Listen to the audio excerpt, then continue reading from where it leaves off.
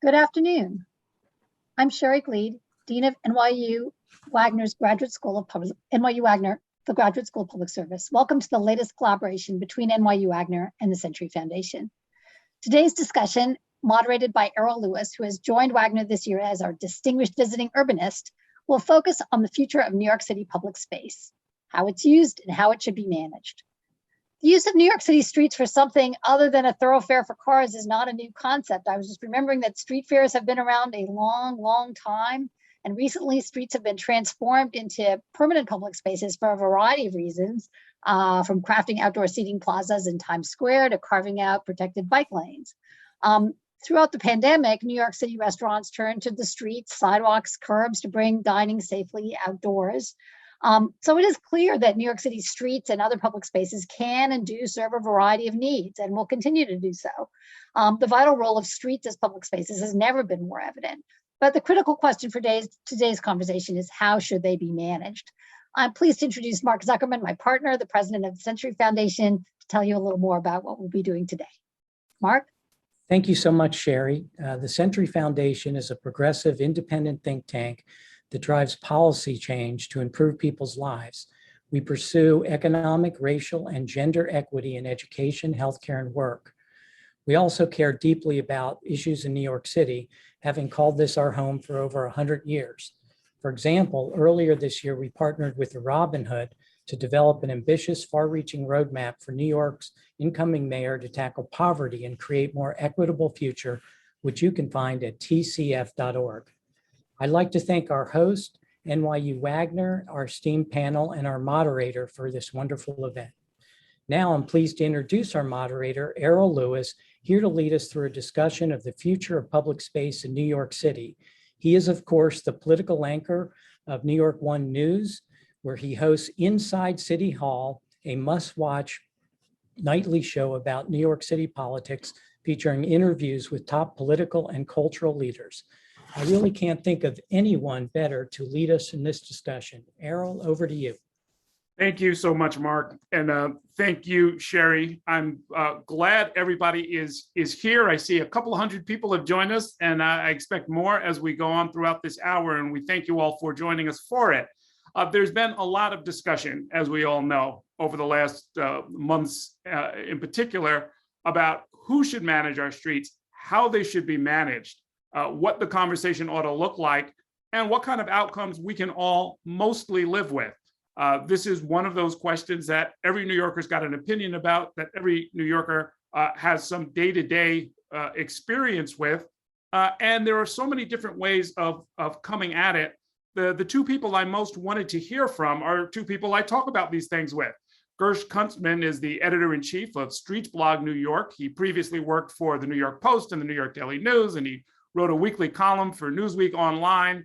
A man of the streets who rides his bike every day, or so he says, and has been a tireless advocate. You might have heard him on some of the daily formerly daily press conferences that Mayor de Blasio held.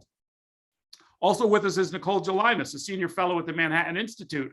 She's also a contributing editor at City Journal and a columnist at the New York Post. She writes on urban economics and finance and has been working on a manuscript. If you've been following her on social media, she's been giving us little tidbits here and there about some of the research she's been doing about public transportation and Robert Moses.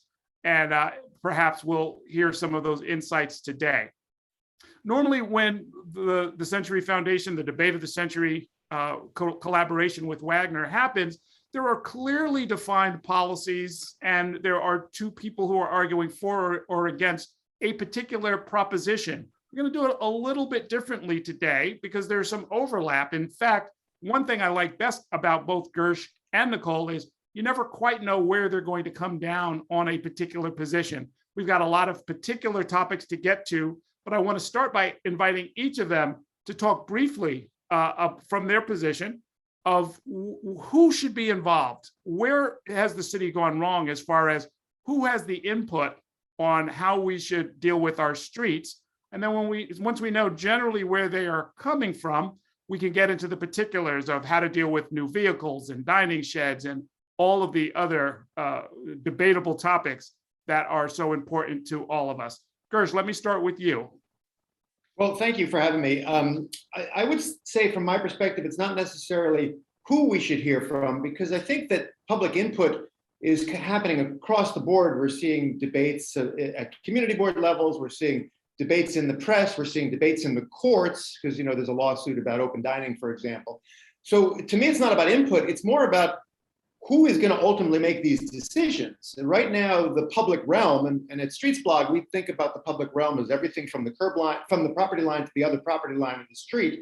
That includes the sidewalk. That includes what drivers consider the parking lane. That includes the travel lanes. That includes the bike lanes. That includes infrastructure such as fire hydrants, and it includes the Department of Buildings, et cetera. There are so many city agencies that are involved in what we call public space, including the Department of Transportation and the Department of Sanitation and the Fire Department and Police Department, et cetera, that advocates, at least in the area that I cover, which is the public realm, are calling for a new office, ostensibly an office of public space management. Now, that's not going to change the way we debate about all the topics that someone's going to have to administer this, and the public should have a thoughtful debate about how it gets, what they want administered, but how it gets administered is really going to be the next phase of this, I think. Okay. Nicole, do we need a new agency? Or whose voice is not being heard enough here, I guess, is the real question. Yeah, and thank you, Earl, for inviting me to do this. I'm honored to be here. I think a new agency would be fine, but in the end, unless you have a strong mayor who is focused on changing some of these priorities, it just devolves into another agency that gets into agency infighting and often doesn't win. Things like a bicycle mayor and all that stuff. The DOT can do this. It's just that the mayor has to back them up when they do something controversial.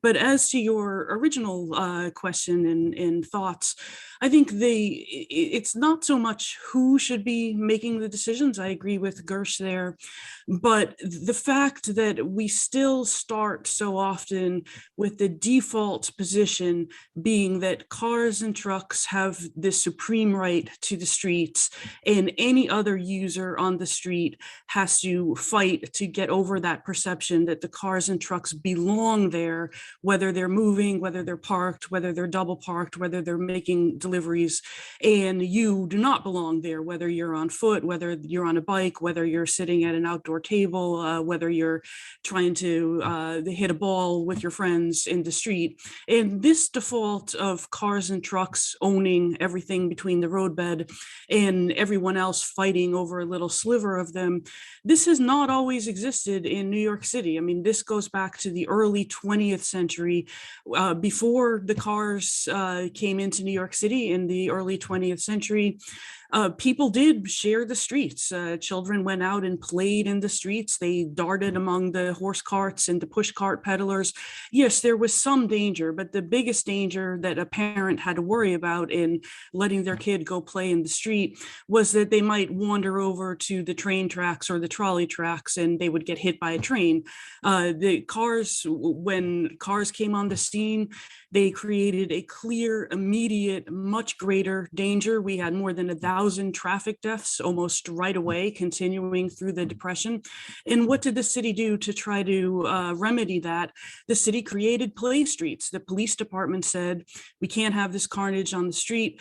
Every summer, we're going to take hundreds of blocks, shut them down to car and truck traffic, and let the kids play in the streets. That actually continued well into the 1960s and 70s, this idea of a play street. So it's actually interesting that during the pandemic, we got a version of the play streets back. We just didn't call them that. I mean, open streets were basically play streets, just a much larger program of play streets. And open restaurants, outdoor dining, the first time really since the early 20th century, other than a few marquee projects, pedestrianizing Times Square, Herald Square, redoing Grand Army Plaza in Brooklyn, where you had citywide people in industry saying, the streets do not belong to the cars and the trucks. Other people have a right to this space. So the danger is that as the pandemic hopefully recedes, that we move back to the default that only cars and trucks have a right to this space. Gert, do we have a problem in that demapping streets, changing them fundamentally, not a temporary change like open streets or play streets, which I do remember from the 1960s, but sort of a more permanent changes. You just have a report out this week, as a matter of fact, talking about the role that bids play in all of this, and they have a real advantage over areas that don't have business improvement district status. But would this new office that you're proposing, is that how that would work? They would be the ones to make these decisions?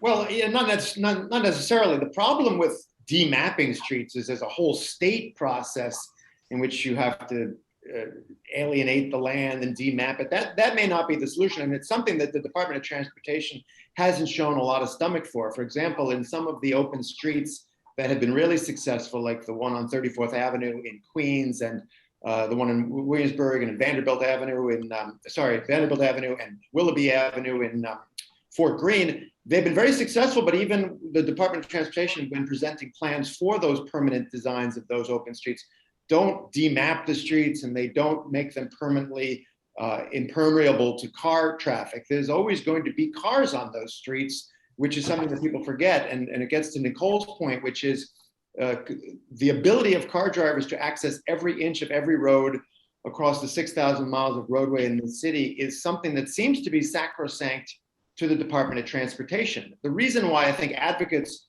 want a different agency is because I think they want to change the debate so that people see that the roadways, especially the curbside lanes on the roadways, are public space that have multiple uses. And the COVID pandemic showed the need for different uses. Open restaurants to save the restaurant industry temporarily. Now that will be permanent under different regulations. Open streets to create recreation space, et cetera. So there's a lot of uses of the public space. It's just a question of how you can banish the cars from at least some of it. Mm. And this new agency that you're describing, where would it fit in the sprawling flowchart of New York City government? It's a real question. I mean, the advocates who call for this see it either as its own agency or a mayoral office of public space management. The key to it is not necessarily adding bureaucracy, because nobody wants to do that, but we already do so many of these things. For example, if a neighborhood wants to have a street seat put in or a bike rack put in, there is a process by which they can get those pieces of street furniture. It's just really onerous. If you had an office of public space management, the thinking goes, it would be easier to get amenities like a parklet or a bike corral or an unipod for bike parking, or just to request some of the things that are already in the Department of Transportation toolkit, but still need community board approval and hearings, et cetera, which may or may not be necessary in certain communities that have already signed off on most of these changes. Nicole, do we have too much input from community boards and other interested parties? I'm not as anti-community board as some people in the streets advocacy movement. Yes, community boards are not perfect, just as no aspect of democracy is perfect. It's good to have the term limits. It's good to try to get some new people on the boards. But in the end, community boards have an advisory role. It is good to get them on board. It's always good to convince people who may be skeptical of your ideas that maybe they can try something new. But if a community board won't agree to a project, the mayor can and has overridden the community board and overridden the local council person's wishes. I mean, Streets Blog has done a lot of writing on the multi-decade saga of Queens Boulevard. Finally, just a few weeks ago, de Blasio completed a substantial portion of the remaking of Queens Boulevard after 4 separate phases, a project that took close to a decade to do, from conception to close to completion. And the mayor did override one community board, did override the local councilwoman's wishes. So I wouldn't get too bogged down in the endless politics of community board, no matter who is on the board. Large group of people with various competing, many valid different interests are not going to agree. It does ultimately come down to the mayor and how much the new mayor is going to push on vocal but often minority voices who are still fighting some of these changes. Mm-hmm. Let's talk about these new vehicles. I've been really struck by this. We'll put the question of who's going to make the decision aside for right now. I'd like to hear your views on what I call new vehicles, and by that I mean mopeds, motorized scooters, e-bikes. Are they all equal, Gersh? Should they all be allowed sort of equal access to, say, bike lanes, streets, and so forth? Well, there's already very specific rules about what type of vehicles can go in a bike lane. Only electric bikes, which are electric bikes with pedals that go lower than 25 miles an hour, are allowed in a bike lane. Now, often you're seeing mopeds, which are things like Revel mopeds that have license plates, or other mopeds that don't have license plates in the bike lanes. That's illegal. And in fact, any moped without a license plate is illegal. There's a lot of confusion over this, partly because the New York City Police Department has gone on a disinformation campaign to stigmatize the riders of various modes of transportation, other than the car, of course. They never stigmatize drivers. But the point is, they're intentionally clouding the issue. The issue is not the mode, it's the road, Errol. And this is something that Nicole will obviously mention as well, is that this notion that individual modes are dangerous. It's not the mode. What happens is you've got illegal mopeds in bike lanes right now because the riders of those devices feel safer in the bike lanes because there's no cars in the bike lanes. The problem is that makes pedestrians and regular cyclists feel unsafe, but there's nowhere for those people to go either. So what we obviously need is differently designed roads. And it's something that, again, when we're talking about public space, it's up to the public to determine how to allocate that public space. If you've got a roadway like 3rd Avenue in Manhattan, which I think is 6 lanes, all of which are devoted to the movement and storage of vehicles, cars and trucks and buses, you've got no space for alternative modes there. So you've got a lot of illegal mopeds and e-bikes and regular bikes on that roadway. And those people are left completely vulnerable to the whims and dangers of automobile traffic. Now, that roadway could easily be redesigned to have a slow bike lane, a fast bike lane, a moped lane, and 2 lanes for cars and even a bus lane. But no one's really talking about, well, I shouldn't say, there's some activists who are talking about that, and we've covered that. And that's the way we need to have this debate going forward. How can we move the most people in the most efficient manner safely? Where do these new motorized scooters fit into that? Well, again, you're using the term scooter. So Streetsblog did something really awesome. A couple of weeks ago, we published a field guide to micromobility, and I'll put the link in the chat at some point. But basically, scooters are those stand-up things that are currently being tested in the Bronx. Mopeds are basically like a Revel moped or mini motorcycle, for lack of a better term. Those vehicles don't currently fit in at all because unless you have a license plate on them, they're illegal. And those are the things that the NYPD has been seizing in various precincts because people do complain about them. If they're in a bike lane, they're illegal, even if they have a license plate. If they're on the street without a license plate, they're illegal. If they have a license plate, they're endangered. So we have to figure out a way to make everybody feel safe. Currently, people don't feel safe. If they have a license, they then what? They have the same status as a moped? They can just ride in traffic? A motorcycle, yeah, they're like a motorcycle, ostensibly. A moped can travel on the outermost part of the lane. A motorcycle has to be in the middle of the lane. There's some minor rules like that. But the key is if you're riding on a motorized vehicle that does not have pedals, you need a license plate for it. Uh-huh. And Nicole, I see this as a complicating factor in trying to have this discussion. Is that people are kind of opting on their own. My favorites being these motorized unicycles. I don't know how people stay up on them, but I see them shooting down the middle of the lane all the time here in Brooklyn. Yeah, I mean, I think that Gersh is right in that this is an issue of management and design of the streets, that the de Blasio administration wanted to get the credit for being innovative in inviting Revel and Lime to come in with the e-scooters that you sit on, legalizing the non-pedal e-bikes. But the administration did not give these faster moving vehicles any extra room on the streets. If they're going to be in the bike lane should be twice as wide as they are right now. Very similar to Central Park, where the faster bicyclists are supposed to go on the right side, the slower bicyclists are supposed to go on the left side. I mean, that kind of works, although obviously you're not supposed to have the faster motorized vehicles in Central Park in the first place. But no, they don't.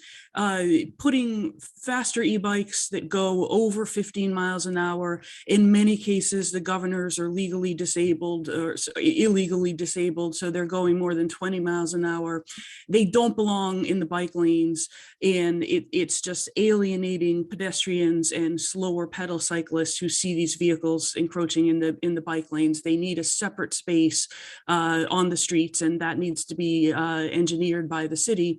I think the other issue is, just as with Uber and Lyft 10 years ago, we have a situation where apps, DoorDash, Grubhub, a couple of the other food delivery apps, they are accountable to nobody, and yet they are taking over the management of the streets, and that the economic model they have devised so that you can have a grilled cheese sandwich delivered to you from a restaurant 3 miles away, basically for free. It requires people, many of them or most of them, very vulnerable, undocumented immigrants, quite vulnerable to exploitation because they don't have a lot of legal recourse into formal economy.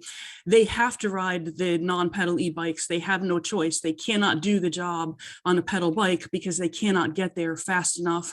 Bikes are vulnerable to violent theft and muggings. And we've had 18 of the deliveristas killed in crashes over the past 2 years. And so this is an entirely separate issue from street management. Is should these delivery apps have to carry workman's compensation insurance for these drivers? If they were to do that, the business model would be far less economical than it is right now. That's exactly what happened to the bike messengers in the 1980s. Should the app workers be considered payroll employees in not 1099 gig worker contractors? This is something that is not discussed very often, but it's not just the bike and the design of the street. It is who and what are using the bikes, and are we allowing faceless apps to sort of create an exploitative situation on the streets and creating problems? Just as with Uber and Lyft, the original narrative about this was, oh, it's going to cut down on car driving, you won't have to own a car. Well, that didn't make a lot of sense when people were saying it, and certainly by the end of the de Blasio administration, at least before the pandemic, we saw that very little of what Uber and Lyft said turned out to be correct. Right. I mean, when it comes to that, Nicole, we don't necessarily in our open society want to make the default mode, you can't use the road unless the government gives you permission, right? So somewhere between the Wild West approach of Uber and Lyft and the way they came in and, called it sharing, even though it's sort of the opposite of sharing, somewhere between that and complete government control of every square inch of public space with permission granted to citizens of a free society. How do we get the right balance? Yeah, I think you're absolutely right. We don't want to have a default that says you cannot do anything at all unless the government has vetted it from every single conceivable angle and said that it won't create any problems. But I think we're far from that risk. We're still too far on the other side, which is create a lot of problems and then come back to them and fix them later after, frankly, a lot of people have been unnecessarily killed or injured. I would also just ask people to remember, these are businesses that or spaces of the street that have been highly regulated for decades. I mean, there was a reason why we capped the number of taxi medallions, a reason why we have the TLC regulating the black cars, which were sort of a supplement to the yellow cabs that came up in the 1980s to serve the Wall Street community. So entirely throwing them away and saying those reasons don't exist anymore, it turned out that those reasons still did exist. Doesn't mean that you don't want to revisit your regulations, that the cab system certainly was far from working perfectly, and a lot of racial and class and geographical discrimination. But just throwing it all away and saying we're going to have a free-for-all on the streets, whether it was Uber and Lyft or DoorDash and Grubhub, obviously not working quite right either. And I would also say with the Revels and the Limes, is it ethical to tell someone you can get on this vehicle with no experience ever riding a motorcycle, no understanding of the difficulty of navigating a fairly fast-moving vehicle on the street, having to watch out for pedestrians, having to watch out for other cyclists, having to watch out for trucks and cars? Yes, in a perfect world, if you're doing this instead of riding in your own car, great, you're helping the streets. But we've put people in unnecessary danger in making it seem like this is a safe, fun thing to do. And we've had 6 people killed over the past 2 years, 5 on these things and 1 pedestrian. Were these deaths that we could have avoided if we took a slightly different approach to it? Mm-hmm.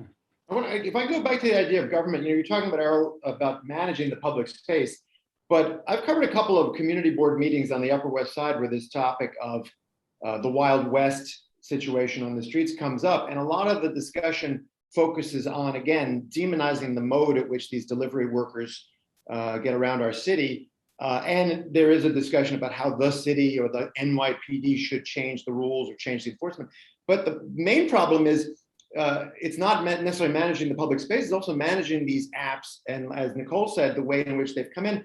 And the fact is, I've heard people at community boards talk about those crazy delivery guys, and in the same sentence talk about the hamburger that they were delivering to that person.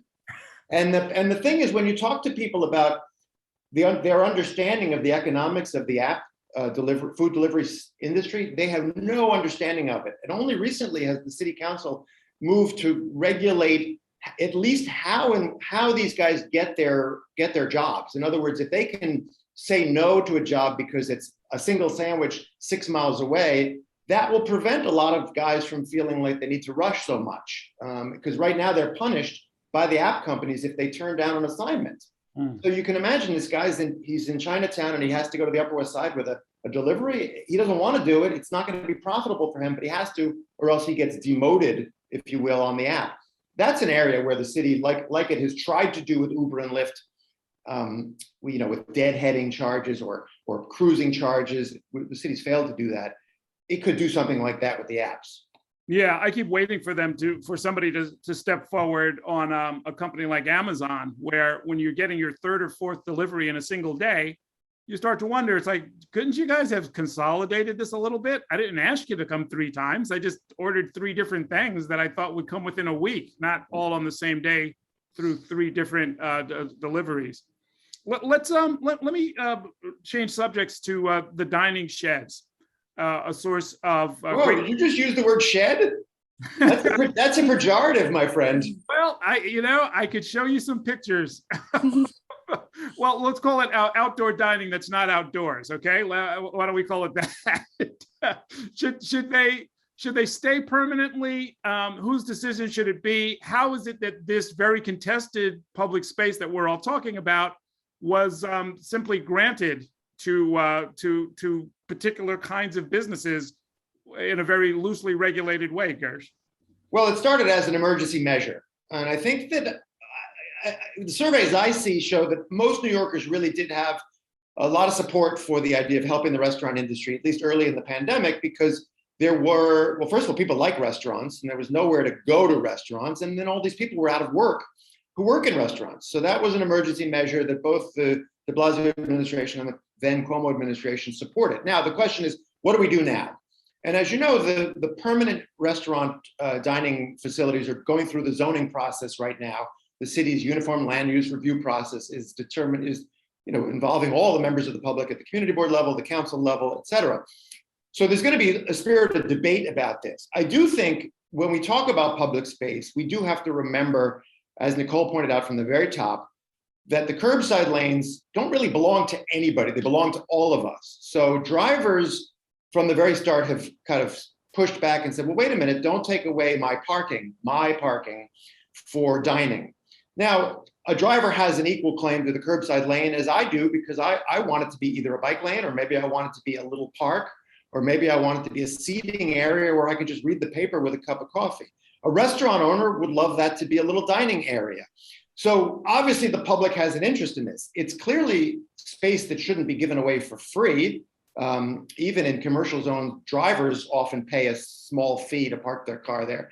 Restaurants also used to pay sidewalk cafe fees, and those could be instituted for the dining areas. But the bottom line is it's public space. And we get to determine, we being the public, maybe through an Office of Public Space Management, maybe just through the Department of Transportation or the Department of Sanitation, get to decide where these things are.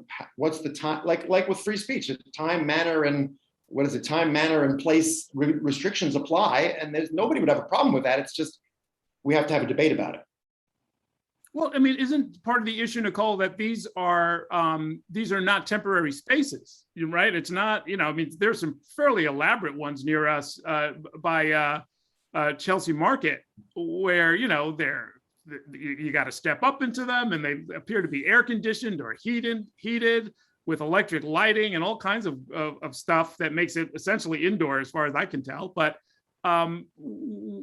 is this something where we can do it ULURP by ULURP, or do we need a broader citywide policy? I hope we're not going to do it ULURP by ULURP.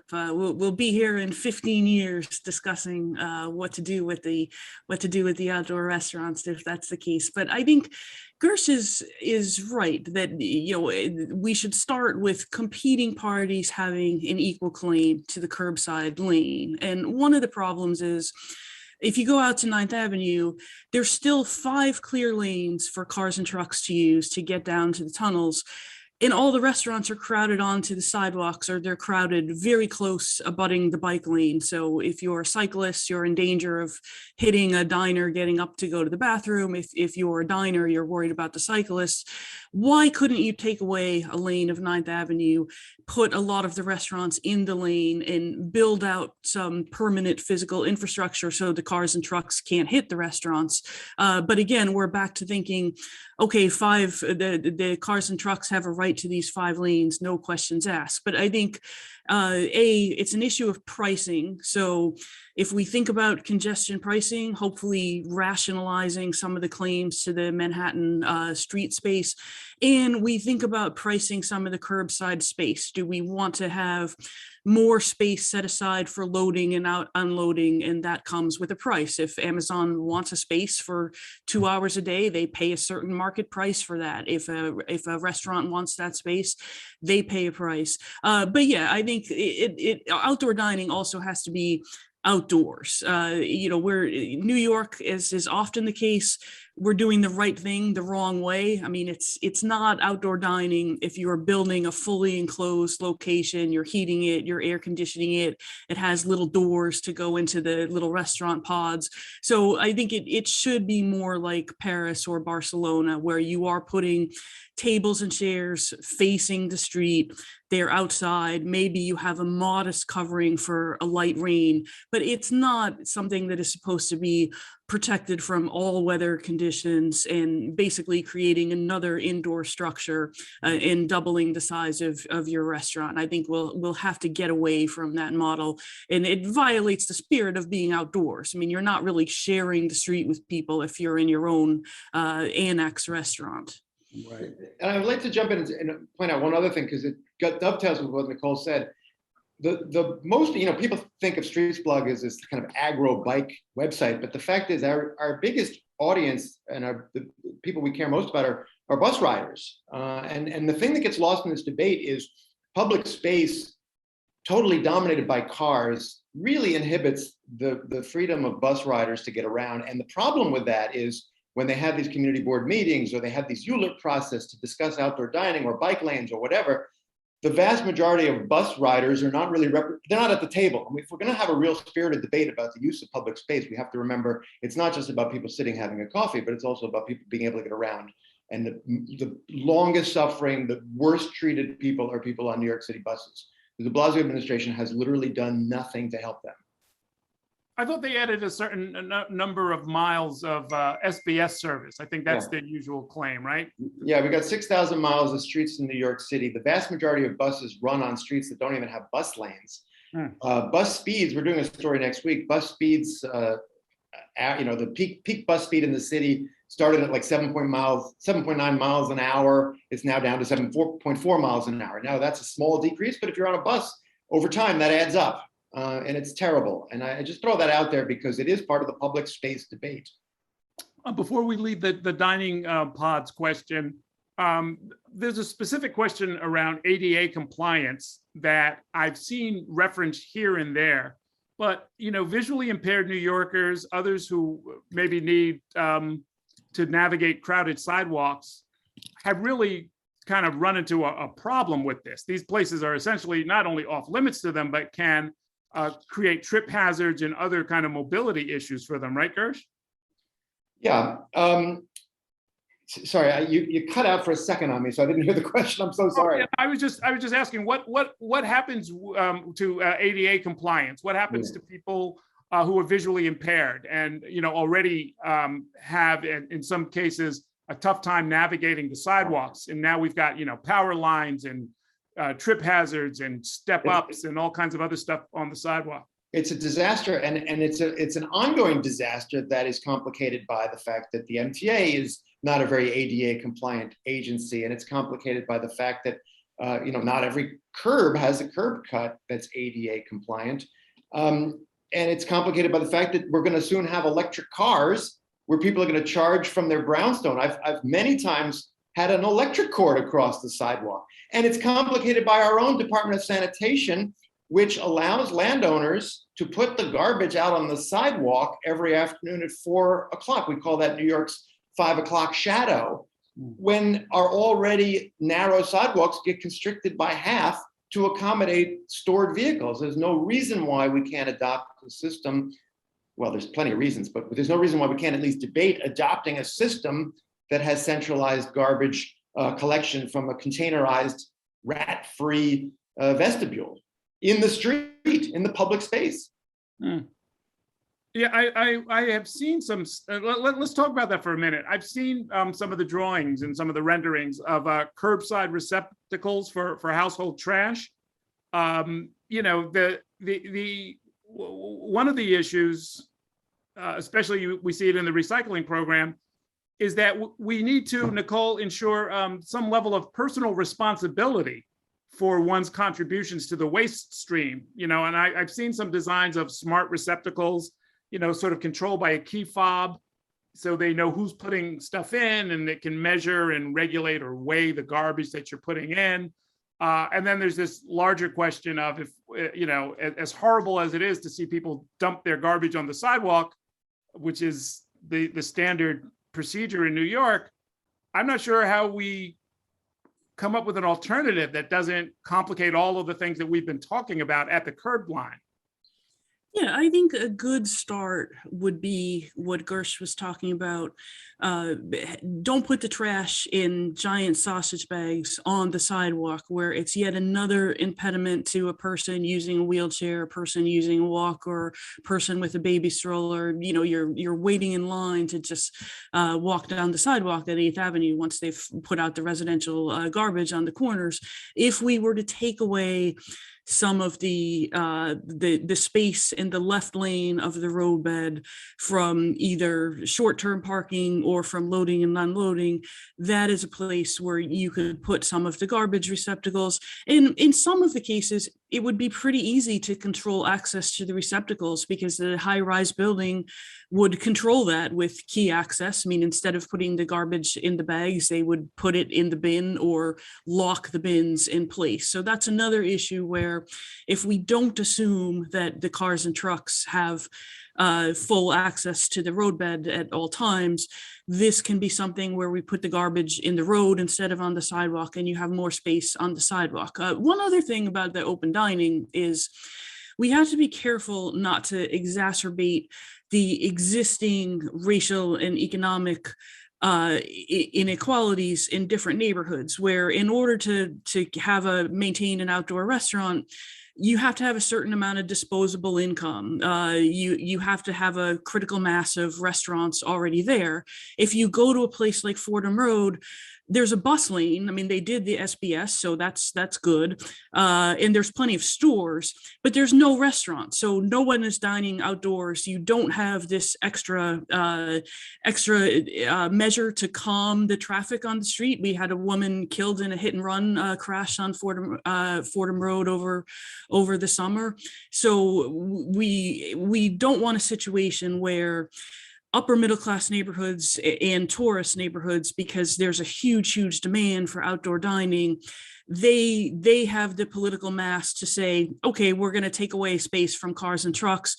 And a lot of that activity just further concentrates itself in the Bronx or in poorer parts of Queens and Brooklyn, because there's no demand for the outdoor dining. Or there may be demand, but there's not the economic capacity to support what the restaurants need.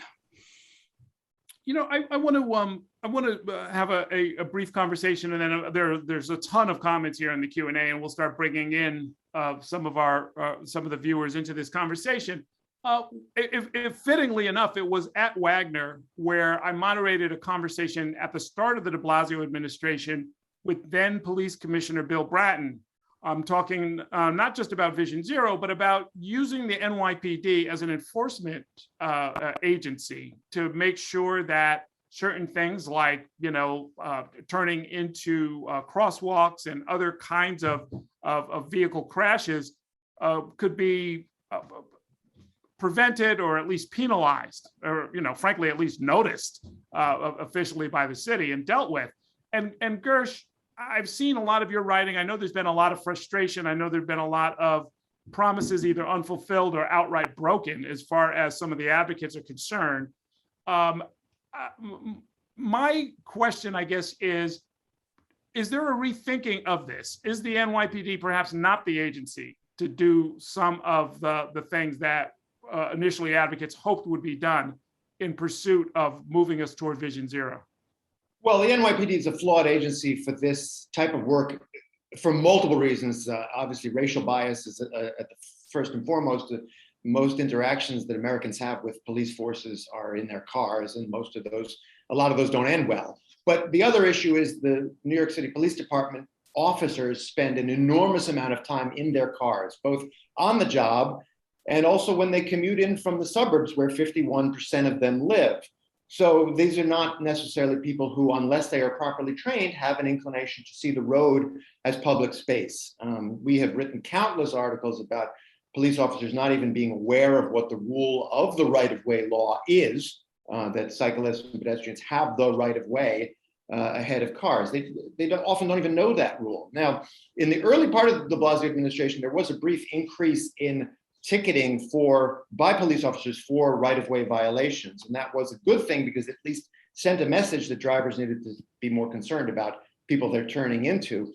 The NYPD has completely absolved itself of that responsibility. In fact, since the pandemic started, the number of tickets they write has dropped dramatically, which is like we have a love-hate relationship with the way the cops do their job. It's a bad thing in the fact that they're no longer sending that message to drivers to be safe.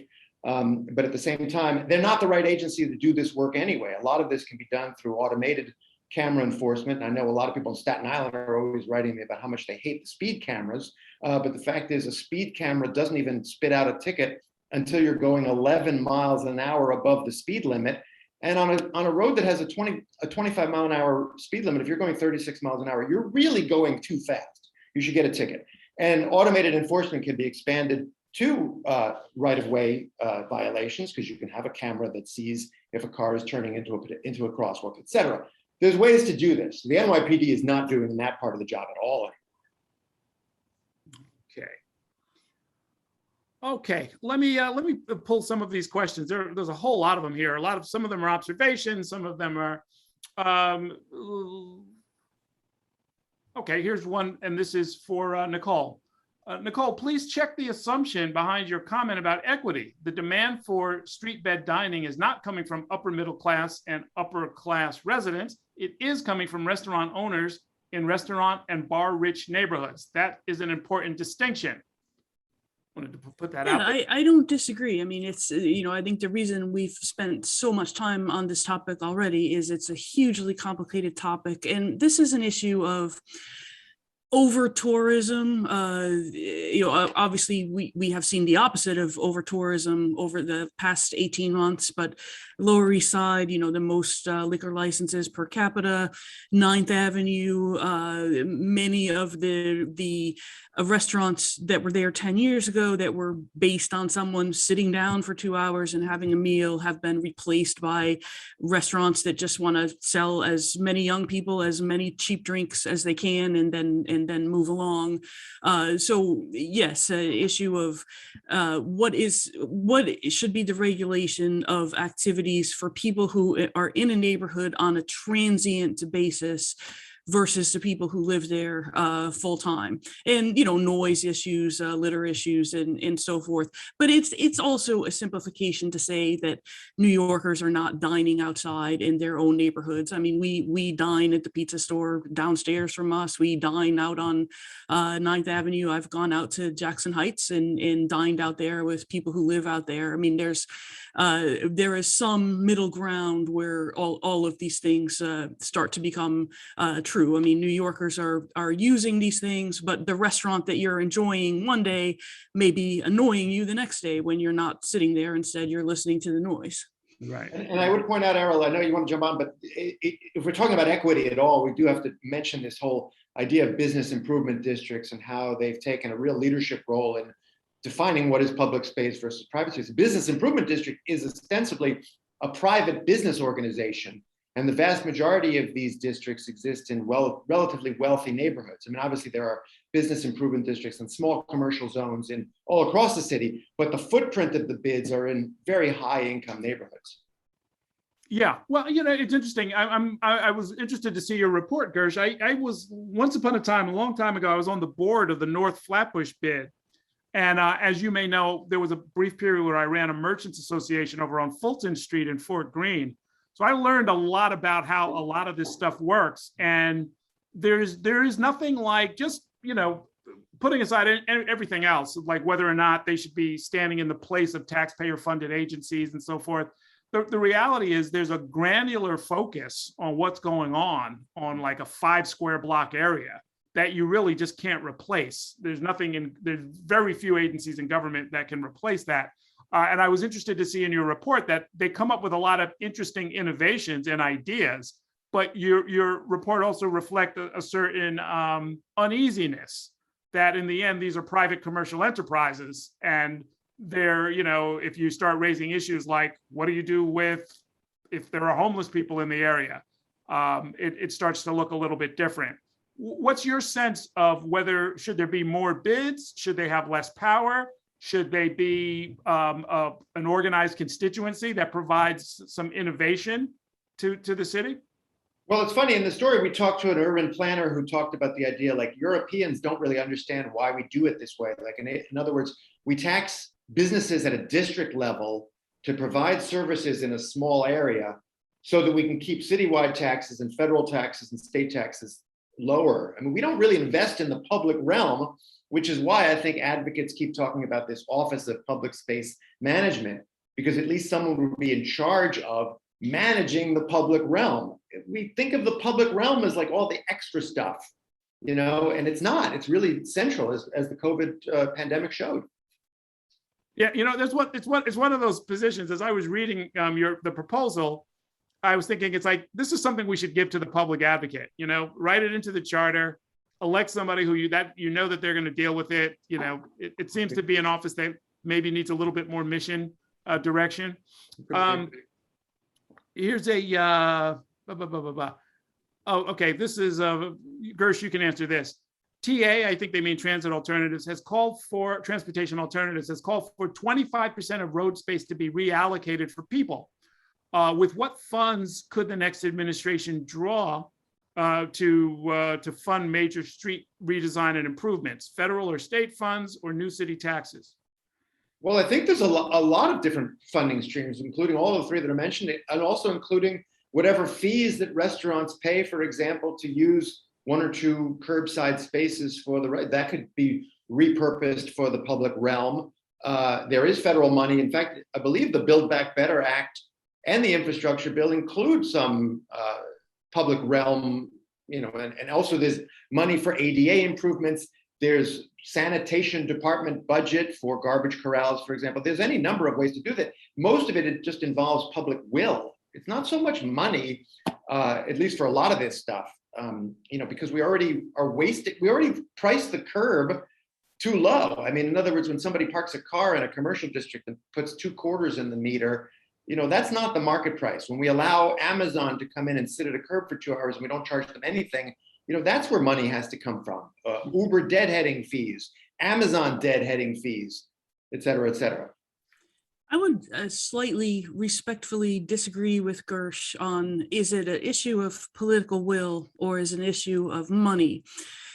Successful public spaces need a lot of expensive programming. And that does not just go back to Bryant Park. I mean, this goes back to the days of play streets. Even in the Depression, the WPA paid college students, high school students to go out and supervise kids. Every play street had 2 or 3 paid workers, design games, supervise the ball playing, mediate disputes. It wasn't just like send your 6-year-old out and he'll figure out what to do on his own.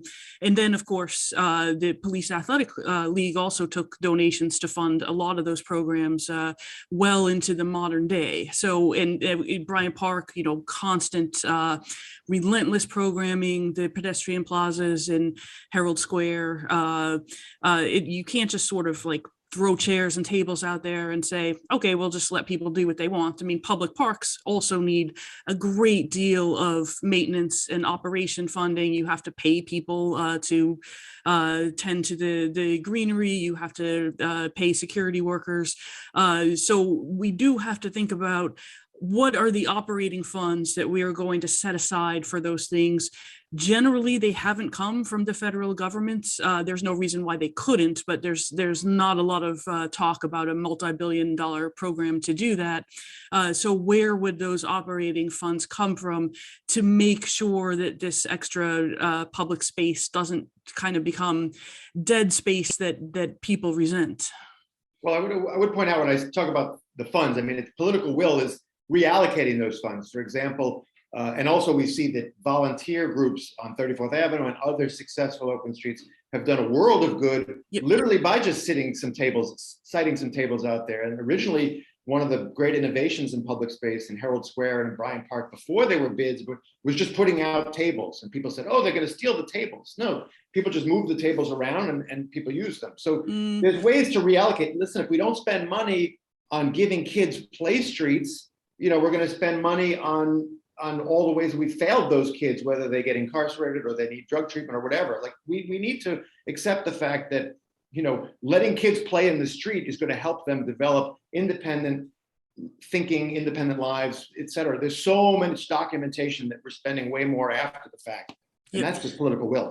Yeah, although I will say quickly, as Andy Manchel says in his book about Bryant Park, it's actually a misperception. People do steal the tables and chairs. They do steal the flowers. They just have a lot of money. They put them back before anyone notices that these things have been stolen. That sounds like a real New York answer. That tracks more like with reality, On that point, by the way, Samir had an interesting comment. Businesses are able to lease storefronts on a yearly basis. What do you think about doing the same for an outdoor dining structure so the business can invest more time and money into it because they know they'll have it for at least a year? If the city wants to change it to a bike lane or sidewalk, they can just not renew. That was an interesting, very interesting comment. Thank you for that, Samir. Here's one from Jonathan. I want to go back to, well, we only have a couple of minutes, but I want to go back to one of the original points about who gets to decide. How can the public have more of a say in the use of public space? For example, how can we create more opportunities for the use of public space for things like art? And I guess I'd push that back toward you, Gersh. It would be nice to have a commissioner of open space But what about the general public? What about like the wild idea that doesn't fit into a larger mission of transforming the streets, but maybe we just want some beautification?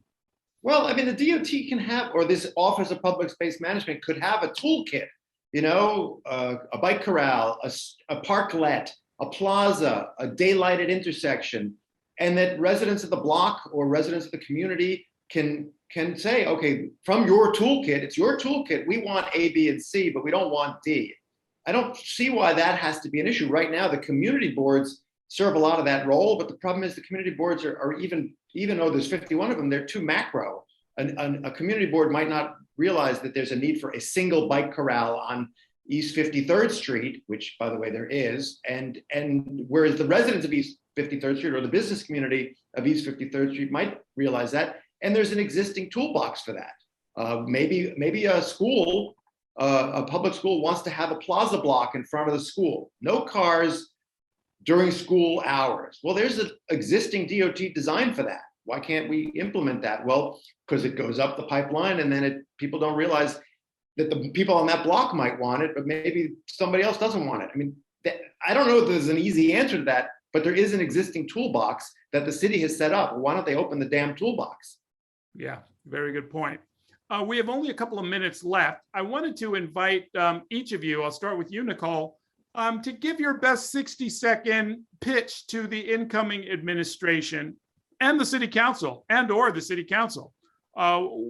There's an opportunity here. You both are experienced enough to know that most people who run for office, whether it's for mayor or for city council, they've got 3 or 4 big things that they want to do. And then you can kind of convince them or even imprint them like a duck if you're lucky before they start hardening their positions on any given issue. So here's your chance if you're talking to Eric Adams or to the next DOT commissioner or to the next speaker of the city council. What are the priorities that they should be thinking about come January?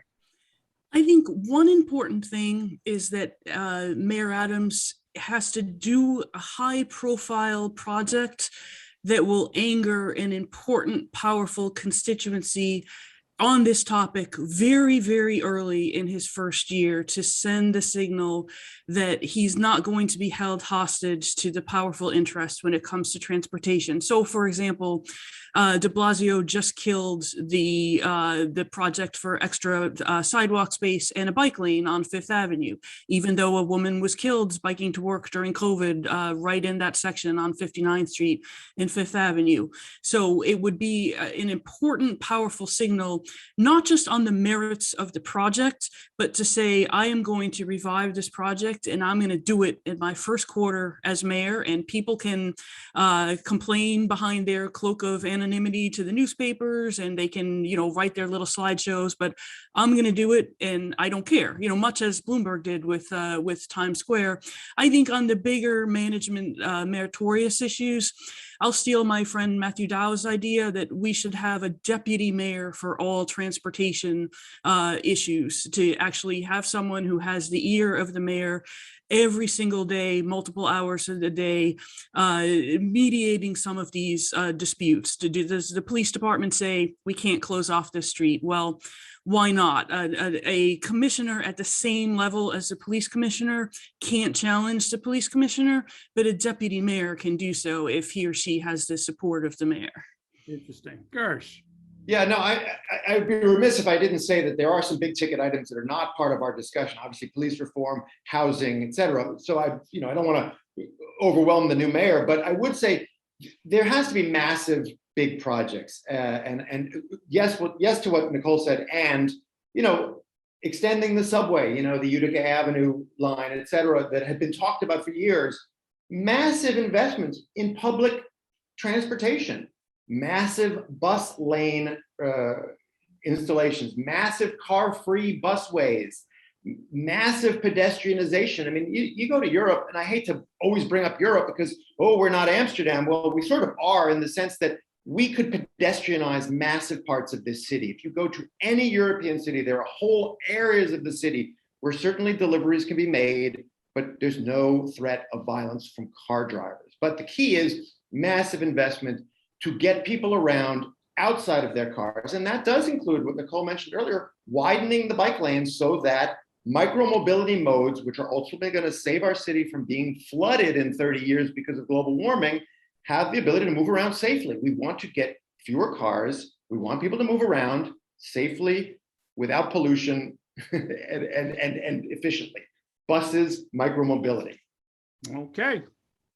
That brings us to the end of our time. I want to thank Gersh Kunstman and Nicole Gelinas for joining me for a great discussion. And I hope we can pick all of this up on the other side after the inauguration, when we're talking about what the new administration is doing. And I want to thank everybody for joining us, those who sent in questions. And of course, this will be archived and posted on the Wagner website. We'll let you know as soon as that happens. Thanks for joining us today.